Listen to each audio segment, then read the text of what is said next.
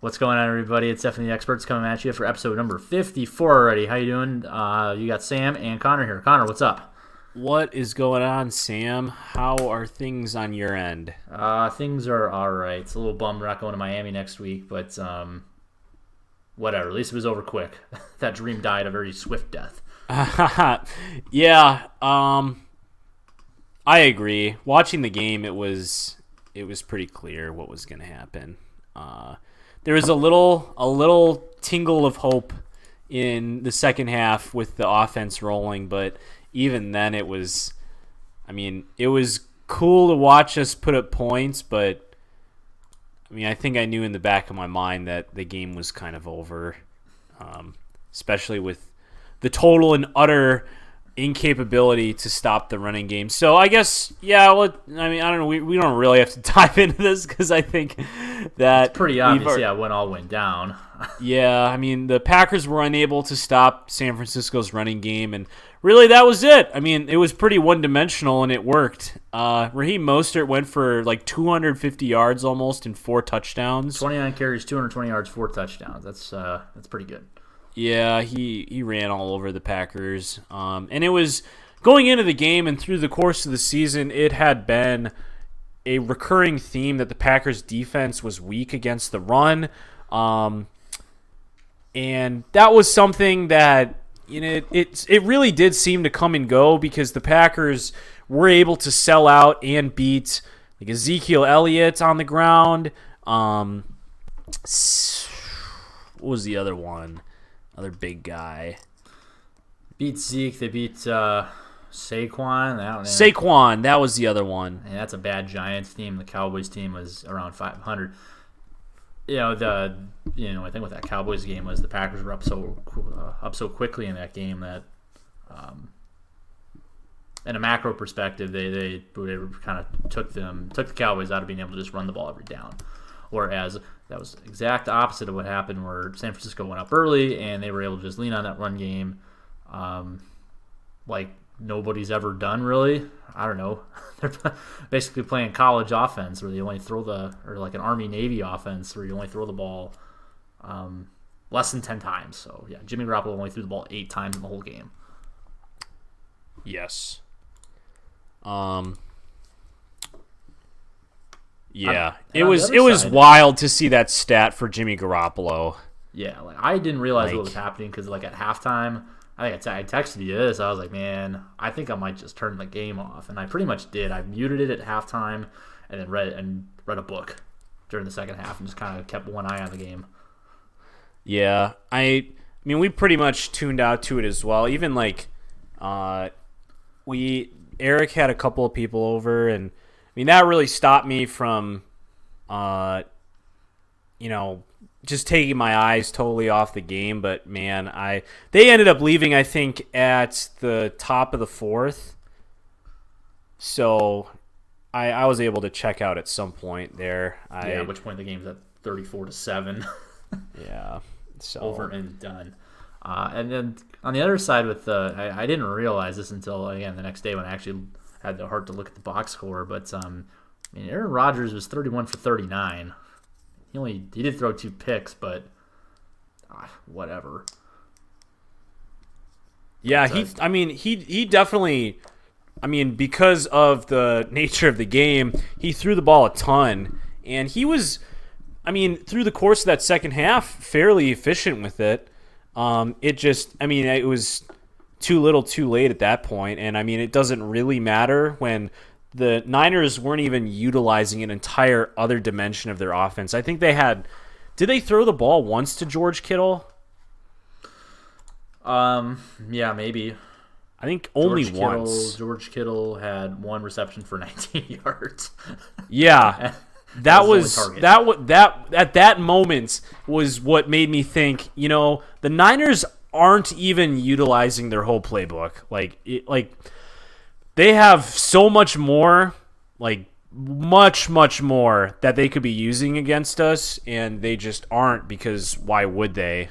There's no reason for them to force Jimmy Garoppolo to throw the ball. Emmanuel Sanders, similarly, 0 receptions for 0 yards, 1 target. Yeah. Yeah, I mean, it. I don't know. I don't really want to discount what was going on in the secondary, but I mean, it was pretty clear that that George Kittle was going to be a problem for us, and I mean, I guess he could have been, especially with our safety position kind of getting fucked up part of the way through the game. Adrian Amos left, I think, with an injury at some time in the second quarter. After he was gone, it was like immediately my mind went to, oh, geez, the Niners are tearing us up already, but they're gonna, have an open lane here down the middle because Adrian Amos is out. And they did have an open lane down the middle, just on the ground, not through the air. Yeah, right. Yeah, so I don't know. It was what it was, and the game sucked to watch. It was pretty disappointing to watch the Packers just get their shit kicked in. But I guess I should say this after the game. I think I already told you about this. I think I felt a lot differently coming out of this shit kicking contest than I did coming out of like the Atlanta game. I mean, and really I felt differently than when the Packers played in the playoffs the last few years, except for maybe the Seattle one. And the Seattle one was a little different just because it was... 2014. Yeah. But yeah, the Falcons, when we played the Cardinals in 2015... I guess really just those two in recent memory. And the Seahawks felt bad after that one. Because I think in this game, it really feels like this team, we have some free agents that we have to either re-sign or make decisions on. But for the most part, though, I mean, going into this season and through the course of this whole season, I guess, it felt like every other game was, oh shit, like I don't know if we're going to pull this off. And then usually, judging by the record, the Packers managed to squeak out a win one way or another. And I feel like since the core of this team is staying, there's plenty of opportunity for this team to be a much, much better team next year. And definitely a contender. Anything can happen from year to year. And, injuries certainly happen, and football is super volatile. But, looking at the free agent list, the big ticket name is Brian Bulaga at right tackle. Whether or not the Packers are going to be able to re-sign him for a price point that works. But besides that, other big names on here, Blake Martinez, Tramon Williams, Mason Crosby, kind of headline these guys. People like Geronimo Allison, Jared Valdier, Mercedes Lewis. It's Jimmy Graham is still under contract, but it's pretty... I think it's more than likely that he gets cut so that we can save some cap space. Besides those guys, a lot of the guys who are pending free agents are, role players. Jason Spriggs, Ryan Grant, B.J. Goodson, Kyler Fackrell. Yeah, Ryan Grant, that was I don't want to say it was big news when he got signed way back when, earlier this year, but boy, he didn't play, did he? No, I don't think so, man. I saw him out there like a couple of times, I think, when he first got signed. Yeah, it was noteworthy. It wasn't big news, but it was somewhat noteworthy that, this guy that has NFL experience as a wide receiver that I've heard of, he's on the team now. And I would have thought he would have been, if you would have asked me before this game, is Ryan Grant still on the team, I would say no. Because that was the first I had heard of him being on the Packers, and that's the last I had heard of him until this week when I saw he's inactive. Yep. So didn't do much. So no, in general though, I agree with your sentiment that I think the arrow is pointed in the right direction overall for this team. And like I've been saying really all season that this is ahead of schedule. Last year was bad. This year new coach, expectations are tempered. They're much more neutral to bad, I guess is where I would have put them.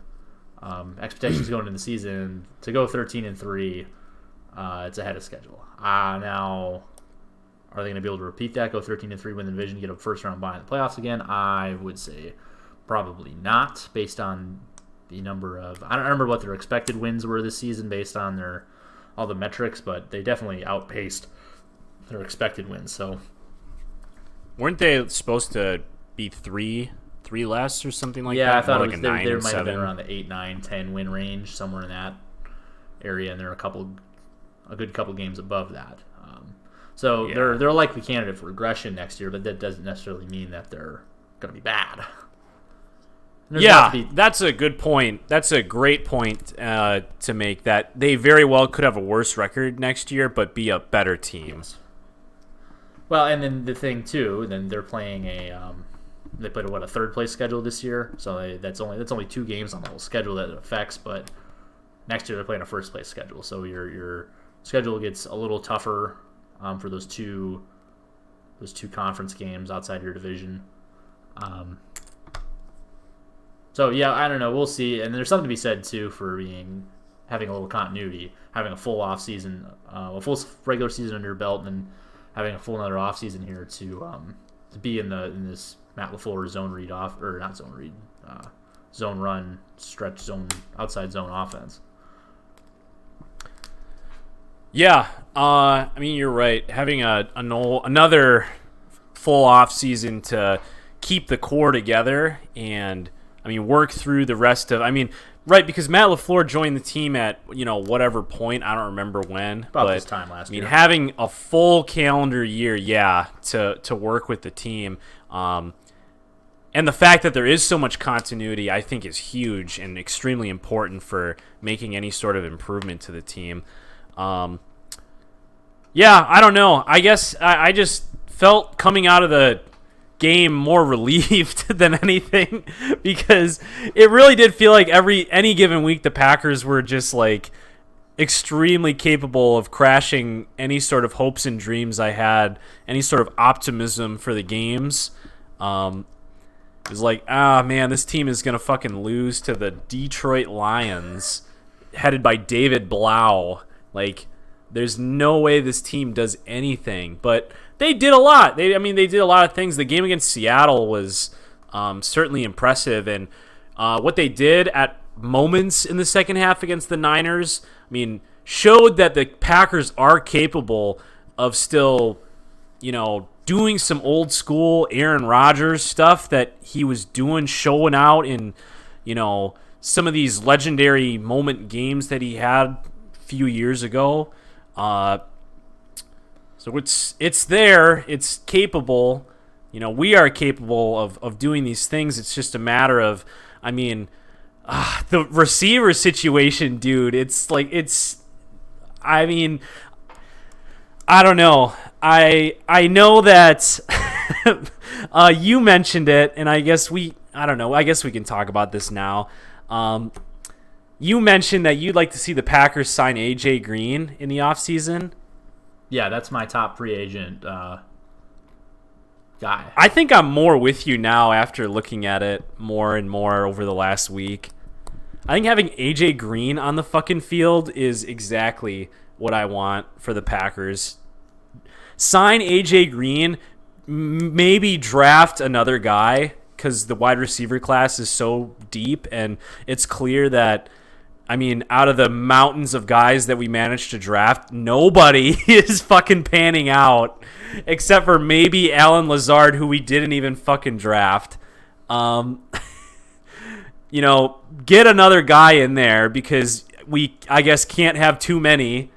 And then, address the wide receiver situation, though, now with a guy who is all pro and capable and very well could be on a discount, but, throw the house at this dude and see if we can get this guy paired with Devontae Adams.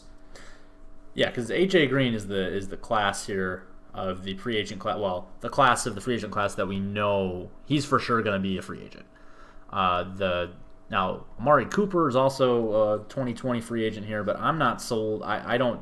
If I'm the Cowboys, I don't know how you don't come up with the money to sign him.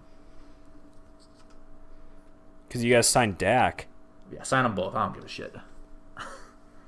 I mean, you can. I guess it's not impossible.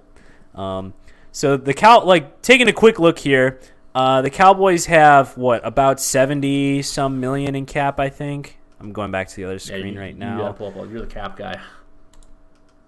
Yeah.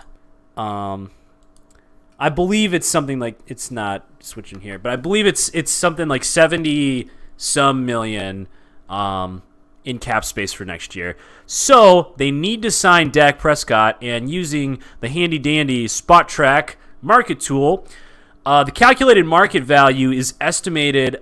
He's estimated at market value to earn a 5-year, $165 million contract with an average salary of $33 a year. Is Dak Prescott worth that? I don't know, probably. He showed out this year, so I mean, I don't see how you make the argument to not sign him at this point. What's your alternative? Exactly. And so that's a big ticket thing that you got to take care of right there. And Amari Cooper, on the other hand, is his market value is priced out at a 5-year, $98 million contract with an average salary of about $20 million. So those right there, between Dak and Amari Cooper, I mean, you're looking at, taking up most of your cap space without signing anybody else, almost. Well, maybe you don't sign him. I don't know. Other people they have to think about, though, are Byron Jones, their star cornerback. He is also up. I like him a lot. I don't know if what he's really done. I just remember, again, I just got a bias in the back of my head about him that he's really good because I think, what was his combine was like pretty ridiculous, wasn't it? His like broad jump or one of his jumping ones. It was he like jumped out of the gym. Yep. Yeah. Yeah, he had a silly combine, and he's been pretty good too. Cowboys secondary in general has been, pretty impressive the last couple of years, and Byron Jones has been one of the veteran players leading that secondary. So, he is due for a contract, and I don't think this has a market thing on here for me. But he's coming off of let's see. I think he's still on his rookie contract. So, got to think about re-signing him possibly. Other people, Michael Bennett is on that team. Robert Quinn, Randall Cobb, Jason Witten, Sean Lee, Jeff Heath, Tavon Austin, Kai Forbath. That's a lot of guys. Let's see, who else? Yeah, Blake Jarwin, the guy who will probably actually be the tight end after Jason Witten retires again. His rookie contract is up. Yeah, a lot of dudes here. There's a pretty big list. So that's kind of the thing is like, I think you can, looking at these numbers, I don't think it's impossible to sign both Dak and Amari Cooper to deals here, long-term deals, but that's your team then for some time, and I guess really Mike McCarthy has to decide. It feels weird to say that. If Ezekiel Elliott, Amari Cooper, and Dak are going to be what drives this team for the next however many years, I suppose. And, can you find guys on the way cheap, to get things done either defensively or find or guys that are cheap and otherwise. draft well. And I don't really know what you do about the off. Yeah, find guys that What's are cheap that? and draft really well. Yeah, right. Which is a ton of pressure on your scouting team if you're going to do this. So, yeah, I don't know. I guess you can make the argument one way or another. I agree that it seems like the Cowboys should probably try to keep Amari Cooper given how productive Dak has been with Amari Cooper. But, yeah, I don't know. Yeah, well, you give me him or you give me AJ Green, I'll be very happy. I doubt their Packers will actually make a run at or actually end up with one of these dudes, but boy, it'd be fun. It'd be nice to think about. Right. It seems like it's pretty unlikely that Cincinnati is going to part with AJ Green. They certainly it would make no sense why they would after refusing to trade him. But it's possible. It's possible, and one can hope. Other names on the wide receiver list, though, Robbie Anderson is a free agent. Emmanuel Sanders is also a free agent. What about a tight end? If let's say you cut Jimmy Graham, and how about Hunter Henry, if he's available? I don't think the Chargers are I wouldn't parting think with so, Hunter but Henry. he is a free agent here. How about Austin Hooper? He was the best tight end this year. Yeah, sure. I'm not tough to convince. How about Thaddeus Moss? Looking down this list, how about Brashad Perriman? How about Larry Fitzgerald? No. Wouldn't that be great? Larry Fitzgerald comes back for one last year with the Green Bay Packers. Packers legend Larry Fitzgerald. That'd be a fun jersey, a fun eBay find. Yeah. NFL prospects. Yeah, let's see here. Yeah, it'd be fun to upgrade the tight end, or actually just hope or give Jay Sternberger a healthy offseason and let him come back and see what he can do. Yeah. Yeah, that was something I think that I talked to maybe I talked to you about it, probably you. That is a huge thing I think that some people are overlooking, is that Jay Sternberger was injured for most of the year, but he was drafted to be a receiving threat, down the seam, down the middle of the field. And I mean, that's what he did at Texas A&M. He was a very athletic tight end whose primary job was receiver rather than blocking. So yeah, it'll definitely be interesting to take an off season and see how he develops, because I think that, pairing him with another weapon in addition to Devontae Adams, I think it'd be night and day, honestly, between what we saw this season and what that could possibly be. because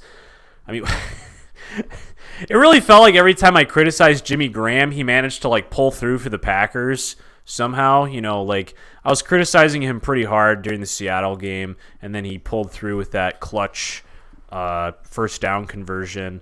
But man, there were times that I was pounding my fists on the table, just fucking shit. Why can't Jimmy Graham just do Jimmy Graham things? Why can't he just be bigger? Be faster. Yeah. But the guy's old, and I don't know. It makes sense, I guess, but it's still disappointing nonetheless. Yeah, I think that just seeing that alone, having another weapon, whether it's AJ fucking Green or if it's some guy that we're able to pick up in the draft, having another threat on the field would be awesome for the offense. Just having another thing there just to make the Packers a little bit more predictable or unpredictable would open things up for, I mean, the passing game, I guess most notably, but I mean, I guess more so the Packers had a pretty efficient running game this year, and having a complementary passing game to, I mean, really let Aaron Jones shine, I think would do a lot of good for him. Yeah, absolutely. And the more weapons you put on the field, the more you're putting defenses in bad positions, or forcing them to pick your poison, and then creating one-on-one matchups somewhere, whether it's via the play action or opening up the run game. Just the more weapons on the field, the better. And that just was not the case this year. There was a shortage of skilled players on the outside. So yeah, get him and then draft one of the million receivers that are all supposed to be good. So easy. Yeah. And then draft your right tackle for the next 10 years to replace Brian Bulaga if he comes back, or even if he doesn't. Either for right now or for the long term, because Brian Bulaga is definitely getting up there in age. And Jason Spriggs, I do not think, is the long-term answer. Tackle. Nor is Alex Light. And Jared Veld here was a stopgap fill-in. He just got coaxed out of retirement, so he's not a long-term solution. So yeah, receiver, offensive line, I'd like to see them spend some time there. And then also the thing we've been talking about all season, inside linebacker. And that was very apparent after the 49ers game. Inside linebacker. Around. The interior of the defense got exposed.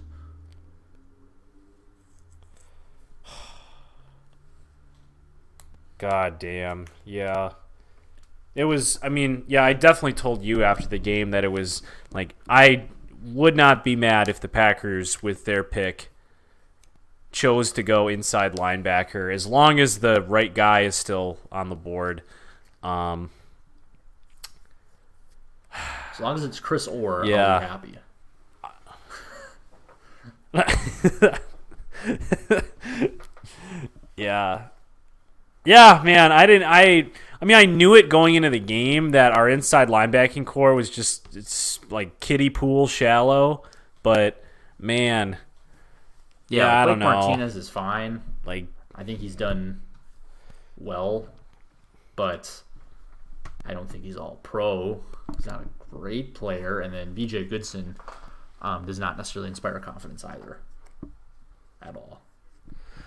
No. I mean, Blake Martinez is fine, yeah, but I mean, he took a huge dip in run defense this year. Like, he struggled against the run a lot this year.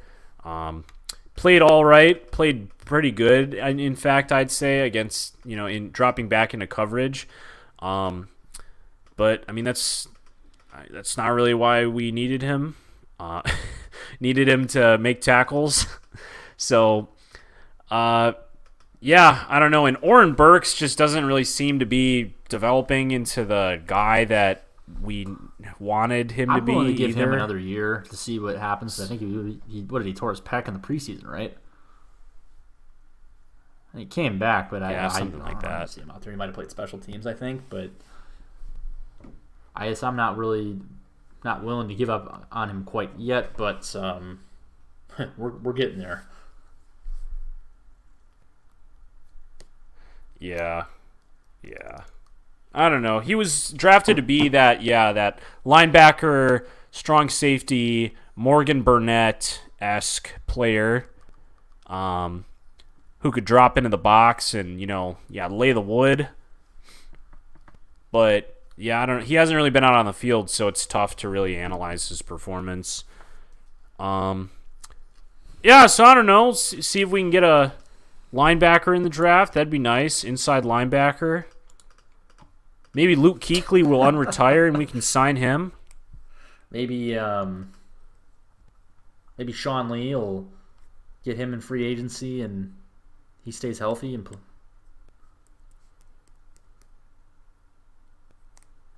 maybe. Yeah. Do that. I'm actually looking at linebackers here.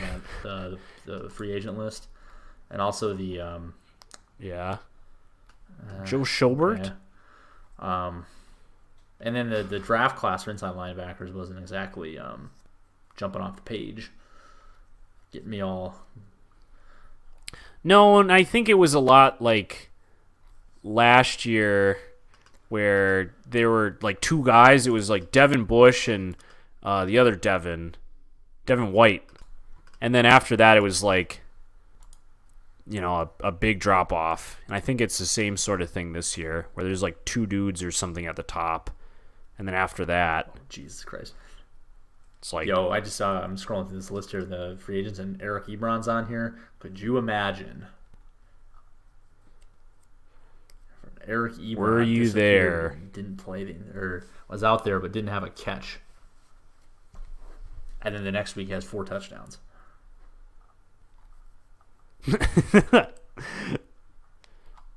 Yeah. Man, Eric Ebron. That guy.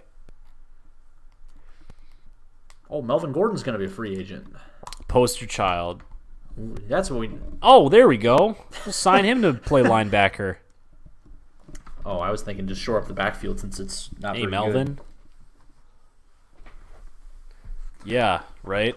Tandem of Melvin Gordon and Aaron Jones. Yeah, Complemented by Jamal Williams. For any team should be running back. Yes. All right, Melvin, you're playing fullback.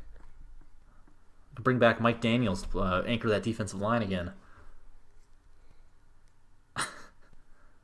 Have Mike Daniels and there bring we back go. Quentin Dix. Just, hey, everybody, come on back.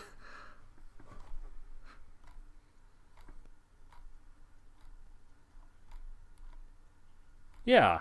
Get him. Well, we could sign Mike Daniels. Oh, Blake. Oh, get him back. Here's linebacker Blake Martinez. Oh, wait. We already have him. Oh, yeah. He's here. So, I don't know. Whatever. We'll see, I guess. Yeah, I mean, it's definitely a crapshoot here until the draft. Really, until the season fucking ends, first of all. But I mean, you got to kind of see how the draft shakes out, and then after that, you can kind of start to maybe peruse around the market at the here. I read the Cliff Notes version of Brian Gutekunst's season-ending press conference, and he did specifically address that wide receiver. We need to add some pieces there, and inside linebacker. So, Brian, thanks for listening. Yeah, Brian's a listener, so he knows. Yeah. Hey, shout out to you, Brian, for listening. Yeah. I think I listened to the same sort of... I listened to a clip. I didn't listen to the whole thing, but he, was addressing the needs, and he was talking about some of the free agents for the team, like Balaga, Martinez, Tremont. Yeah, it made it really sound like he wasn't all that persistent on signing Blake Martinez to an extension, which I would understand, which would line up with him wanting to draft a linebacker. It's interesting, too. So, I think the other thing I read, he said something to the effect of we were actively looking at trading for a wide receiver at the deadline in season, and then just the value didn't work out. Nothing came together the way that he liked it, which I'm sure they do that every year, but it just, I don't know, feels weird.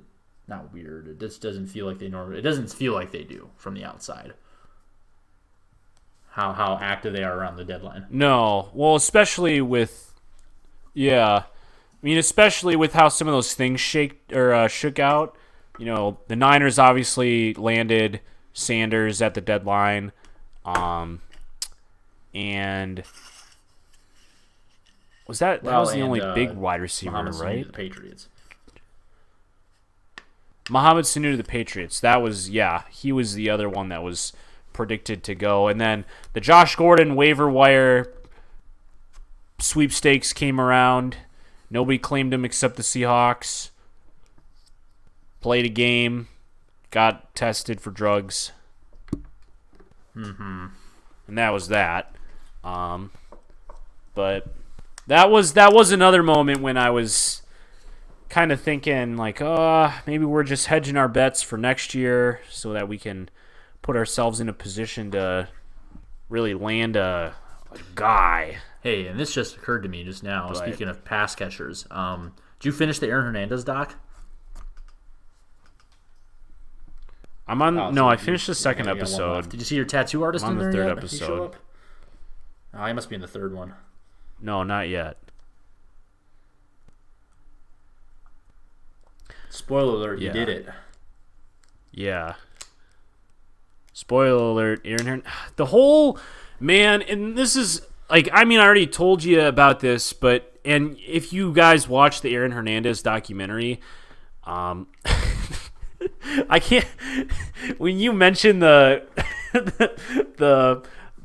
World Symphony Orchestra music at the beginning, I can't stop thinking about it now because it feels so out of place for this murder that he like did the worst job of hiding.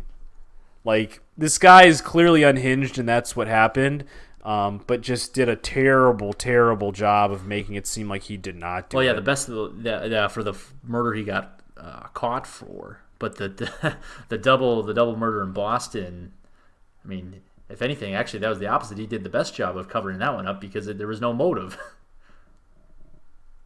It's like, oh, this guy spilled this drink on me. I'm going to shoot and kill him. Both. Yeah. That's funny when, like, I don't know if you've gotten to this part where they're going over so, yeah, we were looking at the surveillance footage from that night of the murder trying to figure out what happened to these two dudes. And it's like, oh, well, there's Aaron Hernandez. Oh, that's interesting. And that's it. Oh, there's a Patriots player at this thing. Well, he's probably not involved, right? And there's no reason to think he was until they found the car in his cousin's house. Yeah. But right. And, I mean, yeah, all this stuff together, dude. Like, oh, we noticed that you tried to clear the security footage of the cameras in your house, but we were able to recover some, and it has you standing here with what looks like a gun. What the black shape is? I don't know. Can't really tell. Exactly. Could be anything. Who's to say? It's very blurry. I like the way they just laid out all the evidence, and it's like, all right, well, we have your footprint that matches up with your shoe, and we also have your fingerprints on this bullet casing on the ground, and there's also there's a bullet casing in the car, in the rental car, when you returned it. The bullet casing in the rental car, dude. So you were definitely here. It was just a matter of, did you pull the trigger?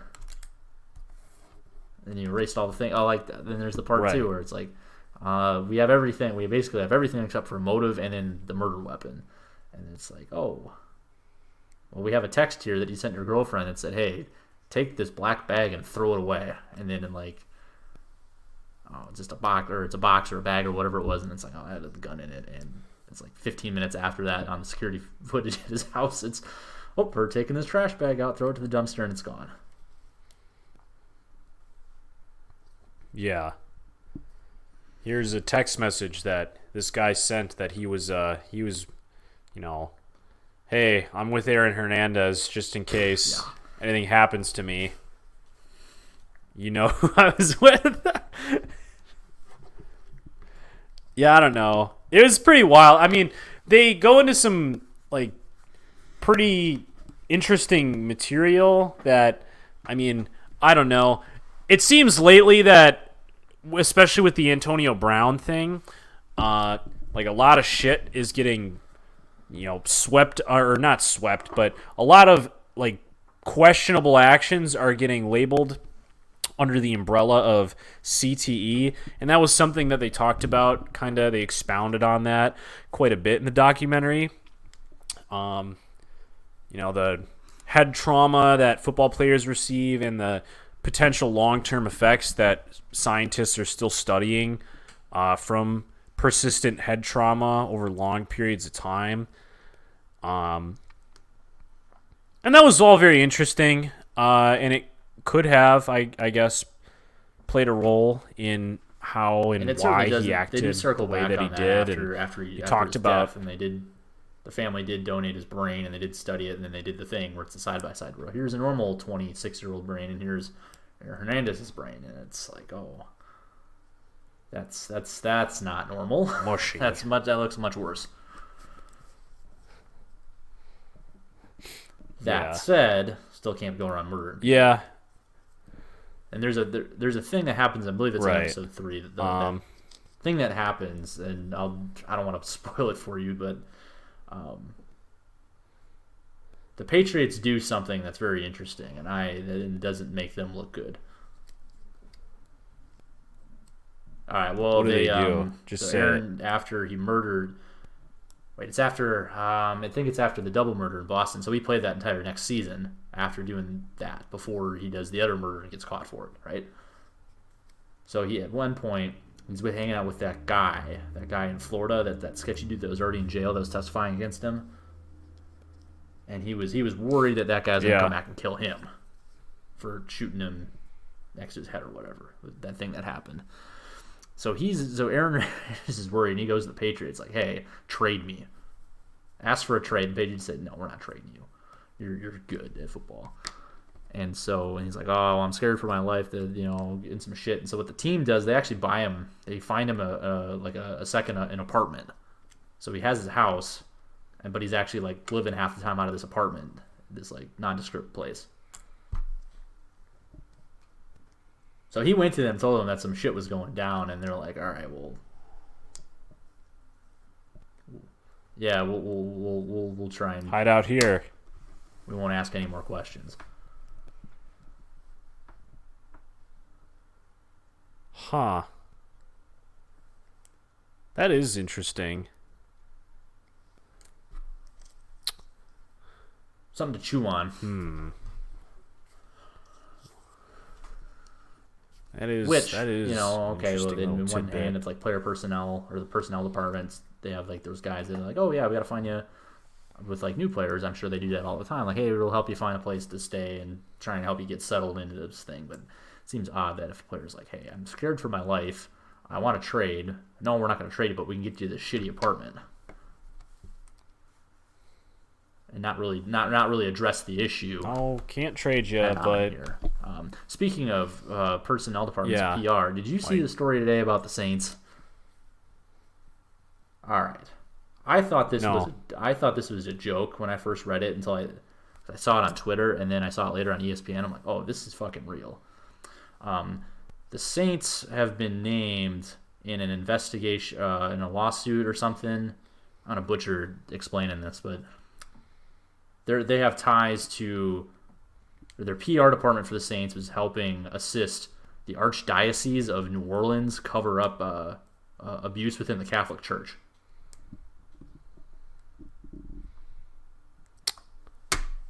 Yeah, right? What the fuck? what? Let me find this article. You should read it. And I was like, what the hell is this? But basically, I guess the connection was the owner of the Saints is a very religious person and has close ties with the Archdiocese of New Orleans. And apparently, unfortunately, it is unsurprising as it is that they were having some issues with some priests who had gotten in some trouble doing some abuse, which is terrible. And then their PR department was helping assist in some way, shape, or form the Archdiocese with public relations. So I guess there's some emails back and forth that the prosecution is looking to make public, and the Saints are saying, no, we'd like those not to be public. So I couldn't. Yeah, that is such a weird story. It's very odd. It's very. I don't know why they're doing that. Just two things like this football team is okay. Saints seek to prevent release of emails related to work on Catholic abuse crisis. Like I get that their name is the Saints, but they're not affiliated with the church normally, and I don't understand. Yeah, it's a thing. Here, I'll send you an article. Read it on your own time, and yeah, it is what it is. What the hell? That's so odd. Not the headline I expected to read today. Never thought I'd see the NFL and the Catholic Church abuse crisis or epidemic so closely tied together. So, anyways. So Anyways. So the Chiefs won. And on the AFC side of things, we can talk about the other half real quick. I don't know. Yeah, that Patrick Mahomes run was really cool. Yeah, I don't know. Yeah, oh my goodness. It was like 23 yards or something. Something like that. Yeah, I mean, I don't know. It was, somebody said this. I don't think it was part of my take. I think it was an actual, I was listening to like Roto World or something like that, where somebody was like, I think that if the Titans at any point, get to, a significant deficit, like they are just not capable of digging themselves out of a hole. Like they do not have an offense that is capable of doing that at this point. Even if you have Derrick Henry running on all cylinders, like it's just not going to happen. And I mean, they were right. So that's kind of, I mean, not really what happened. It was what happened, I guess, later in the game when the Titans offense stalled. They went up for a little bit, and then the Chiefs immediately answered after they were down like 17-7, I think, at one point. And once the Chiefs got rolling, I mean, they really didn't stop at any point. It really seemed like the Titans were, bent on stopping what was going on through the air, but I don't know. I don't know how you stop three dudes who all run a 4.4 40 and then also Travis Kelce. Like they were dropping a whole bunch of people into coverage, sometimes only rushing three dudes, and when you give Pat Mahomes that much time in the pocket and those dudes that are just without a doubt faster than your guys out there, I don't think it really matters how many guys you put on them. And is electric there too, I guess. Why not? Yeah, right. Scored a touchdown off of that. Is a very similar to that first game against the Texans, the divisional round. We're down early, and then second quarter comes around, and here we go. Buckle up. I heard the comparison made between the Chiefs and like the second quarter. Well, I guess they only scored 14 in the second, but the Chiefs in the second quarter are like the Warriors of a few years ago, like in the third quarter, where they'd be close, and then they'd come out and hit 53s or whatever, and you'd be down 40 going into the fourth. We saw that earlier this year, that first game against Oakland, where they scored 28 points in the second quarter, and the ball game's over at halftime. Or you're down 24-0, like in that the Texans game, and then they come back and they're leading at halftime with 28 in the second. So it's crazy that they're able to just start slow and then just after a couple of possessions, then they flip it on and they are unstoppable.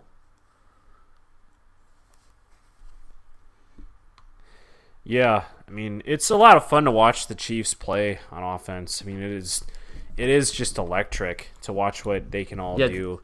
I don't know. Yeah, it really did seem like it was just a matter of being, outlasted and outmatched by the Chiefs. Ryan Tannehill played pretty well down the stretch here. He was one of the best quarterbacks after he was made starter, but it just really didn't seem like they had a guy that was going to pull them after they got down out of that hole, and they didn't have any dudes that were able to create enough separation from the Chiefs' pass defense, who I think in fantasy football I caught onto it more, that the Chiefs' pass defense was actually like pretty decent this year. Their perimeter corners were playing at a pretty high level, and then Tyrann Mathieu was kind of able to roam around and make plays through the course of that game, which is kind of what he was known for when he played with the Cardinals. So it'll be a fun matchup to watch. The Niners go up against we'll get into the Chiefs. Our in-depth Super Bowl preview next week, but yeah, it just at first blush, it's two different styles. Run heavy 49ers team, pass heavy Chiefs team, so it's gonna be fun. Should be better than last year, probably. Yeah, maybe, probably, hopefully, maybe. Yeah.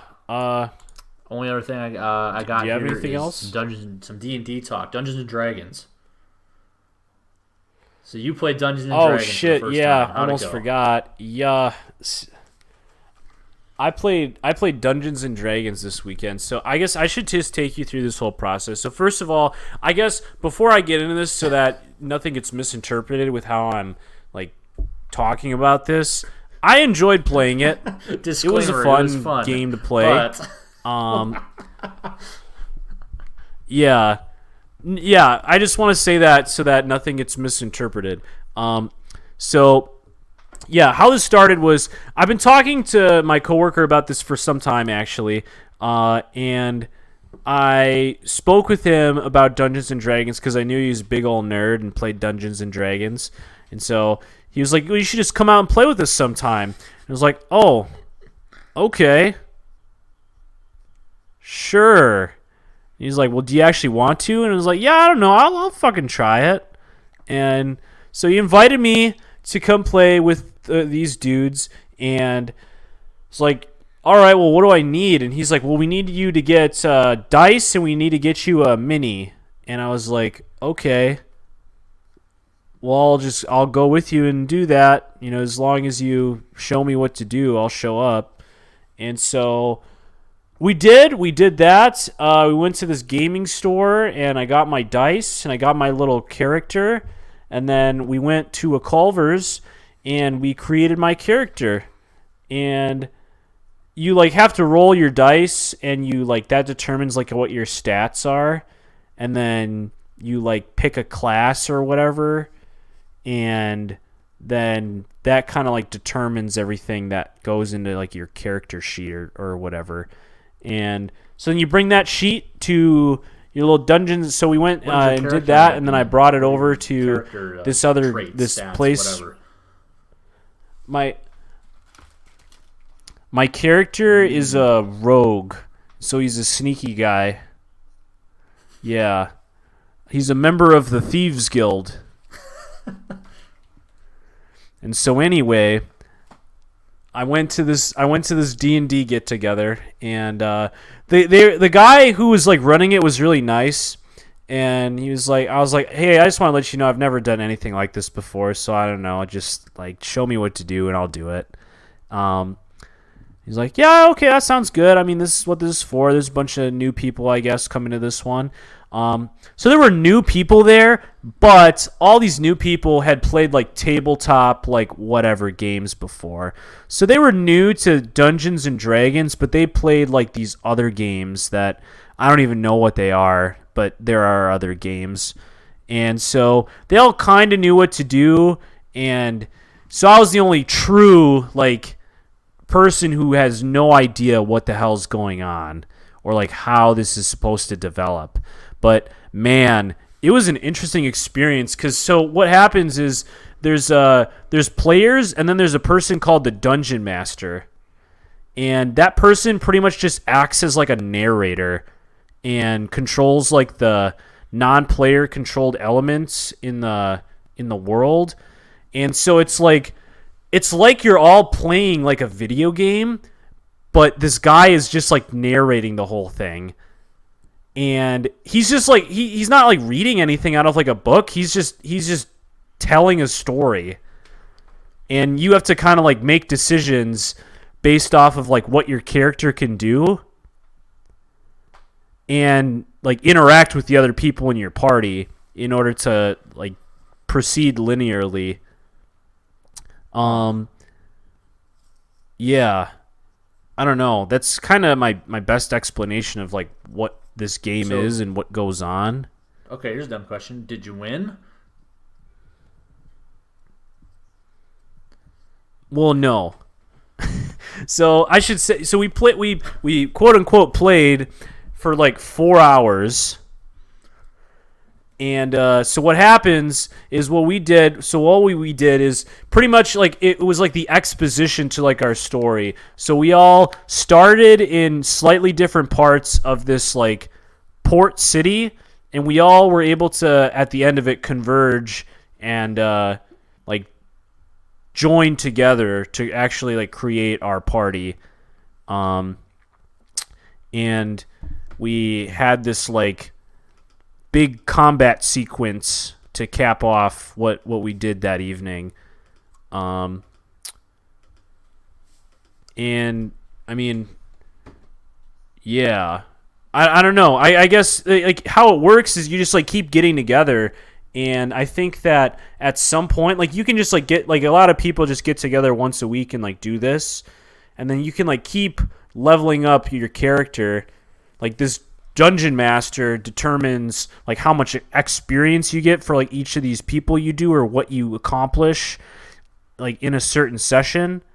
And then your character can level up. And there's this big ass fucking book called a Player's Handbook where it's just like this giant guide to like how your like character like each of these characters develop and like how each of these things works. And I mean, it really is like a video game, but like instead of doing anything in like a game, it's just like a guy who's like telling you what's happening. Like it felt a lot like playing Skyrim, but instead of me just like watching a TV and like doing these things, it's just like a person like describing what's happening.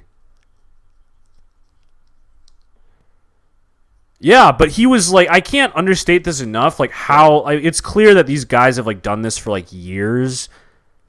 And so they've done this. I mean, I don't even want to imagine how many times, but like this guy was, just like out of his ass telling this like story of like where these things were from. And he's saying all these names. And he's like, you guys are, in this port city called this. And like, I'm going to do a terrible job if I even try to like mimic what this guy was doing, but it just like flowed like seamlessly from whatever he was getting this from. And I mean, I think my coworker Aaron was saying that like this guy in particular, like he crafts these, like you can, I guess, buy like these things. So this thing that we're doing is called a campaign. And I guess at some point you finish a campaign, like there's some end to it. Like you don't just keep getting together every Monday and mindlessly playing this game. But like there's an end to it at some point, but it's only determined by like the Dungeon Master. So at some point you finish this campaign, but like the players don't know. The Dungeon Master knows. The Demogorgon did not show up. In, Stranger Things. But there were... Yeah, the Demogorgon didn't show up. But there were wizards. Did you get to use that on anybody? I didn't get to use that. I really tried to. I tried very hard to not like say anything just stupid because I wanted to like. So everybody like there were some people that were like very into like the role playing aspect of it, which is, I mean, in its own right, like something that I was like kind of nervous about. I was like, oh shit, dude, do I have to like use a funny voice? Like, do I have to like? Is this like theater? Like, what do I have to do for this? And he was like, no, don't worry about that. I don't do that. Nobody, no, like, you can do that if you want to do that. Some people do that, but don't feel like you have to do that. It was like, okay. You go in there, I am the I'm not going to do that. But, yeah, just go around picking everybody's pocket. Yeah. Like, in real life, getting up.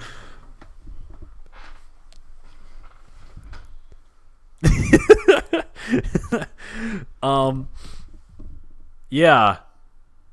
But that was something that I was, I guess, not really surprised by, but something that was, I guess, impressive to me is that, like, how well some of these guys were able to, like, you know, use their imagination and their, like, character skills that they knew about to, like, it's like, you know, pretty much, like, I guess, like, to describe one scene, it was like the dungeon master told me it was like me and these two other people. It was like you walk up to, you know, this guy, and in this world, it happens that all of your, you know, your races in this particular city are considered second-class citizens, which means that anything that you say, you know, if you try any sort of, like, persuasion or intimidation, we have to, you know, have you're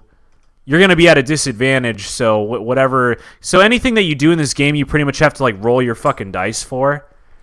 And whatever your dice is, you, like, the dungeon master determines, like, what happens. Like, if you roll your dice and you get a really high number, then, like, a really good thing happens for you. If you roll your dice and you get a really low number, then a really bad thing happens for you.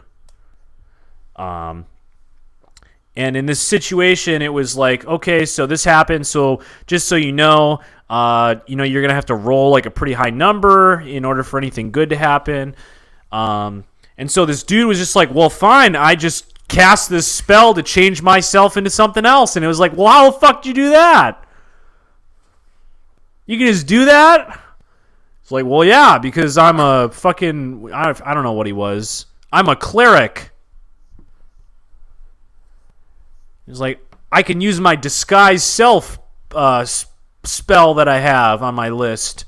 He was like, oh, okay. Did you say that? Well, good shit, homie. Yeah, it was like, I don't know.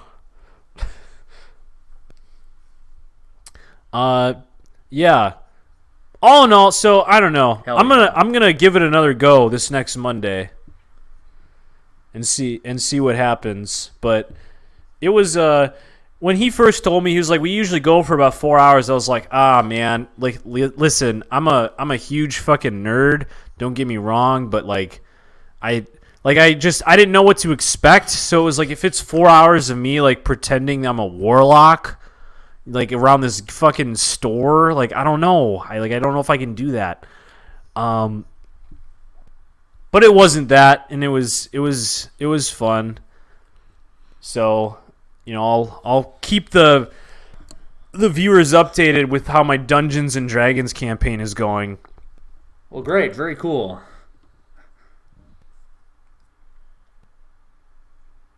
Yeah. That's that. And also I learned that, like, I told a couple of my friends, like, it's like, hey, I tried out Dungeons and Dragons this past weekend, and a surprising amount went, oh, do you need another for your campaign? It's like, yeah, who the fuck plays this game? I talked to Bob this weekend, D&D. And he said that to me. Like, I wouldn't, that's not, like, the first thing I would think about him, but I'm not necessarily surprised that he plays.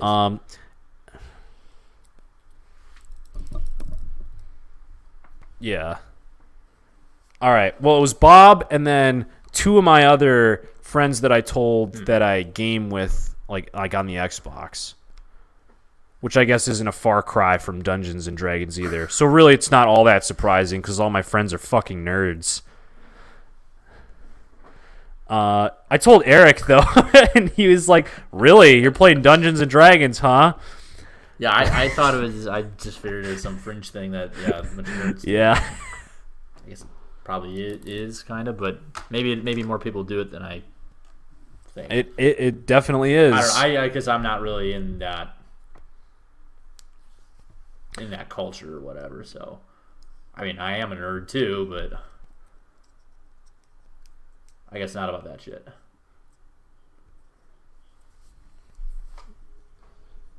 Yeah.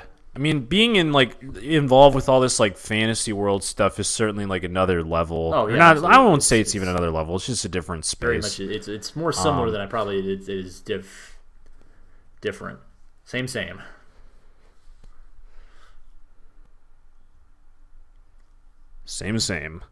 Yeah. It's just yeah, yeah. It's kind of weird how like all these dudes like none of them I guess really screamed like Dungeons and Dragons like in the way that I thought that they might. Like I had this clearly stereotypical image of like what this whole party was going to look like.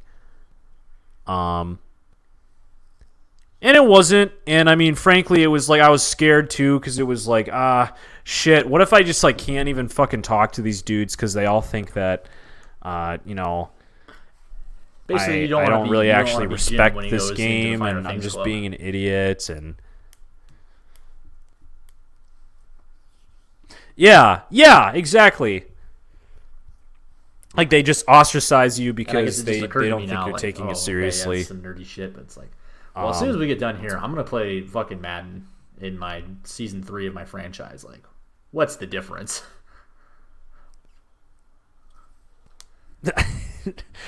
Madden, but not just Madden. I played like 10,000 games on, and it's from 2008. 2008. Yeah, which version of Madden? Yeah. Yeah. Yeah. Just beating the brakes off of these teams in Madden 08. Yeah. So, anyway, yeah, we'll be back. I don't know. I think that's pretty much that. Pro Bowl recap. I'm not gonna do that. Now I'll actually do Super Bowl preview, and then I don't know whatever other shit happens this week. Yeah, we might do some different shit over the offseason. Getting in the offseason though, baby.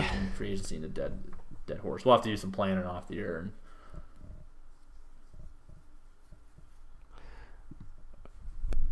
we're gonna do We're gonna be a much more heavily we're gonna do that. We're gonna talk about oriented towards Dungeons and Dragons in the off season.